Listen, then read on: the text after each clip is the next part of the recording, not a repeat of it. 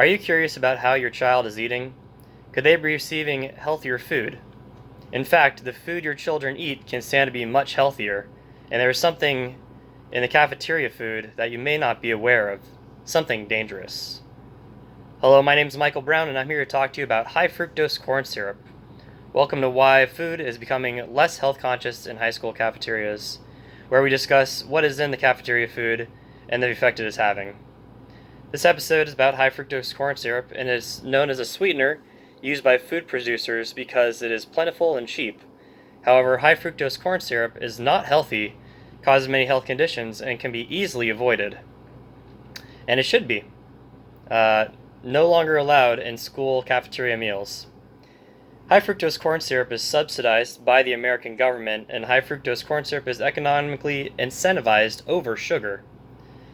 High fructose corn syrup is unhealthy, but additionally, it should be considered as exactly what it is, a dangerous chemical. Lastly, I would like to talk about my personal success with adopting and benefiting from a diet that is low in sugar and high fructose corn syrup, called the ketogenic diet. When cafeterias are choosing which foods they stock, they, like all businesses, are looking at what will be profitable, so they are able to keep buying and supplying food. The prices cafeterias must pay are set by major food companies and indirectly set by the farmers of these commodities. According to the Economics of Childhood Obesity, John Cawley states that our government offers higher wages to the farmers that can produce high fructose corn syrup. That means it wouldn't make economic sense to produce sugar when you could be making more money for the same amount of high fructose corn syrup. They can bring those products that contain high fructose corn syrup as a sweetener to market more easily, with less costs than the people with natural sugar can. So they set their prices lower, and their product is picked up by these high school cafeterias. That is all pretty easy to understand, but our children should not have to suffer at the hands of government-subsidized economic prosperity. Next up, we'll take a brief look into the physical and chemical implications of consuming high fructose corn syrup. It might make for a healthy economy, but is it safe for human consumption?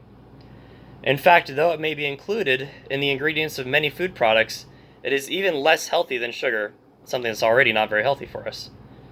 The human body does not want to burn high fructose corn syrup for its energy, and the negative results of doing so are many. According to a new study in the British Journal of Nutrition, Luann de Christopher and Catherine Tucker state that ingestion of high fructose corn syrup is now linked to adult onset asthma, a problematic condition descriptive of increased inflammation in airways, making it harder to breathe comfortably and unobstructed. So while food companies and the government might see high fructose corn syrup as a cash cow, we should honestly be thinking about it as what it really is, a dangerous chemical compound that is legal for our consumption and legal for our children's consumption. Bear this in mind when your kids tell you about their experience of school that day and what they decided to eat.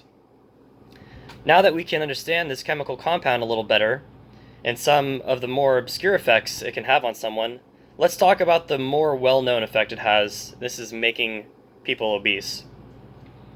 Obesity falls under the classification of disorders called metabolic syndrome, and while this syndrome encompasses many problems, we will focus on the findings outlined in the scientific journal article titled Sweetened Beverage Consumption and Increased Risk of Metabolic Syndrome in Mexican Adults, wherein the many researchers and authors found that obesity and metabolic syndrome go hand in hand, and that those consuming more than 2 servings of sweetened beverages daily were at a 2 times greater risk of metabolic syndrome than those who did not. We should always want what is best for our children, and twice the increased risk of obesity is not what is best. Lastly, I'd like to share my personal results with removing sugar and high fructose corn syrup from my own diet. Last year, I decided I wanted to adopt a more healthy diet, and after a discussion with my primary care physician, we picked one called the ketogenic diet. When adhering to this diet, people tried to limit their sugar and carbohydrate intake to less than 10% of what they eat daily. At the time, I thought it was very ambitious and was going to be difficult. Overall, I would say it's not the hardest diet, but it has been a significant change in what I choose to consume. That was a little more than 13 months ago, and I have dropped just over 40 pounds. Clothes fit a lot better now, and I have so much energy. Last week I had a physical done by the same doctor, and we were both elated to find that I am also in much better health than I was last year. Our children do not need sugar or high fructose corn syrup to prosper and do well. They need a balanced diet and easy access to good nutrition and high quality foods. To summarize, high fructose corn syrup is a dangerous chemical compound that we should not allow in high school cafeterias.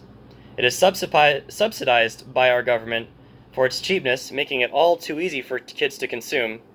It has been linked to many unhealthy conditions, such as asthma and metabolic syndrome. We need to take action.